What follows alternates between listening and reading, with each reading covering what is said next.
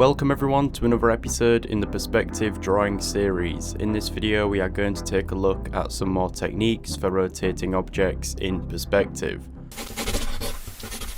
So I have done a video on rotation before, and I said that I would make another one later on in this series, and so now the time has come. A lot of what was covered in previous episodes will come into play here in this one as well. I'm going to start with a simple example that should help you understand how the horizon line, our eye level, impacts the resulting drawing. Here I am going to draw out some flat top-down views of a square as it gradually rotates around. Now on the side here, I will draw this square from a side view, adding an arrow which represents our line of sight. Now I am going to draw these out in perspective. With this first row, I am looking down on these boxes, which means the horizon line will be above them. The first square hasn't been rotated, it's facing me directly, and so it would be drawn in 1 point perspective, appearing like so.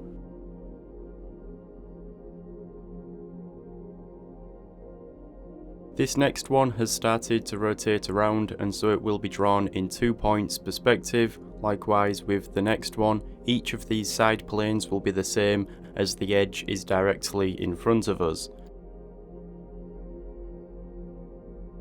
As this rotates around further, we have a box that is opposite to that second one, and finally it rotates around a little more until only one of its sides is facing us, and so this is drawn in 1 point perspective. So now moving down to this second row, our horizon line will be through the centre of them. This here is easy to deal with as we won't be seeing the top or bottom plane of the box. This first one is simply a square, just one side of the box.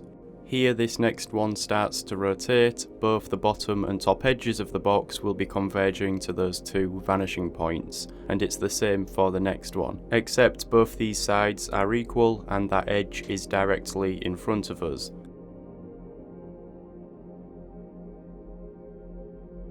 This next one will be opposite to the second one, and that last one is just a square again, as we can only see one side.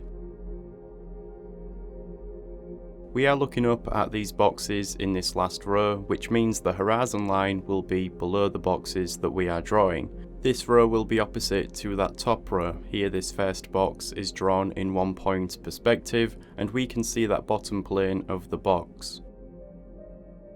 This one starts to rotate round and we see both sides. It rotates around a little further and the edge of the box is facing us again.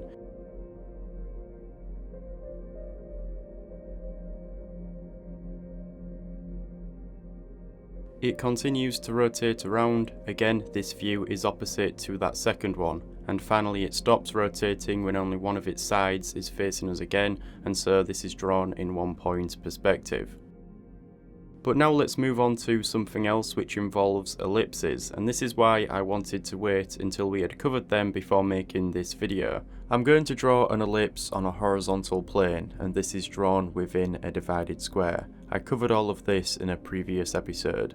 Now we are likely going to be learning a lot more about ellipses throughout this series. There are many useful techniques that involve them, and here I will show you one.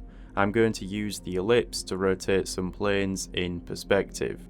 The radius of the ellipse will be the same length as each side of the plane I'll be drawing. So here I measure that radius and draw a line upwards at the ellipse's centre. I now create a square with equal sides.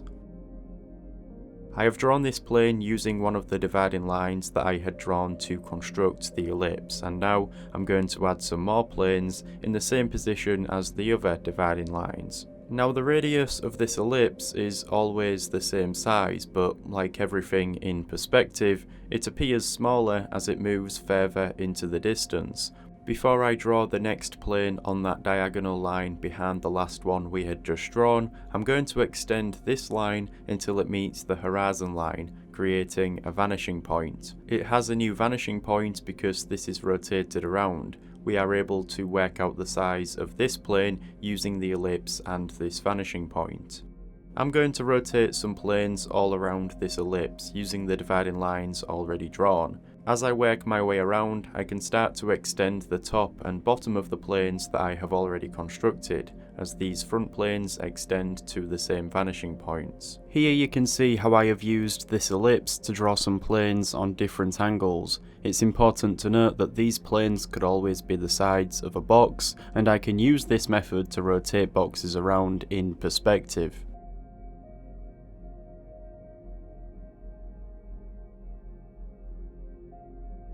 I'm going to show you some more examples of this. I'll draw some ellipses at different angles, and each of these will be drawn to the same horizon line. Now, because I'm going to construct some boxes using an ellipse drawn on a square plane in perspective, I'm able to change the angle of the box by changing the plane it is drawn on. Here I have some planes with ellipses on numerous angles, some vertical, horizontal, and on an incline.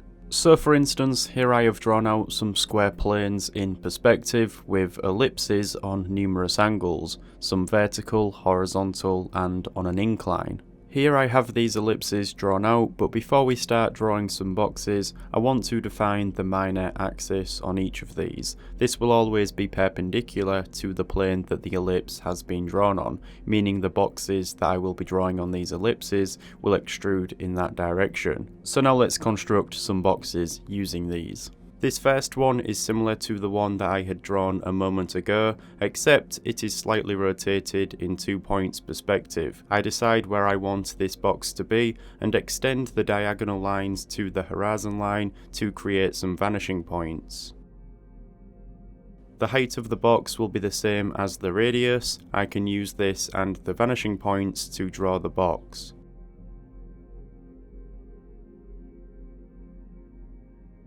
This next one is on a vertical plane. The minor axis is extended to the horizon line and creates a vanishing point. I can extend the other edges using this. The other sides are on an incline. I observe the angle of the diagonal lines on the plane and draw these in so they look correct.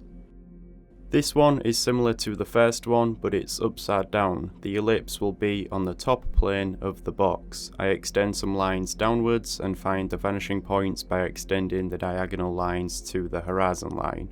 I can then use this to draw the box. Again, this is on a vertical plane. The minor axis is most useful here because I can extend this to the horizon line and create a vanishing point. I then add the other edges of the box and draw in those sides that are on an incline. Here there is another box that is upside down. This is in 2 points perspective, so extending those diagonal lines to the horizon line creates the vanishing points, and then I extend some lines down and draw this box.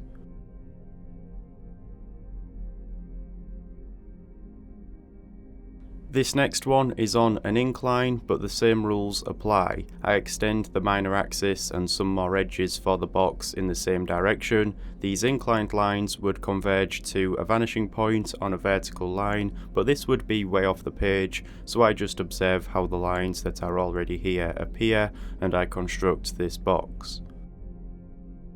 So you can take advantage of these techniques when drawing. It will allow you to draw boxes on various angles and then construct your drawing within these boxes. So that's it for this episode. I just wanted to show you a few more useful methods for rotating objects in perspective. If you enjoyed this, then please leave a like. Also, I will be creating some exclusive perspective tutorials on Patreon now, in addition to all of the other bonus content that is available on there, so feel free to check that out. With all that being said, thanks for watching. I'll see you in the next one.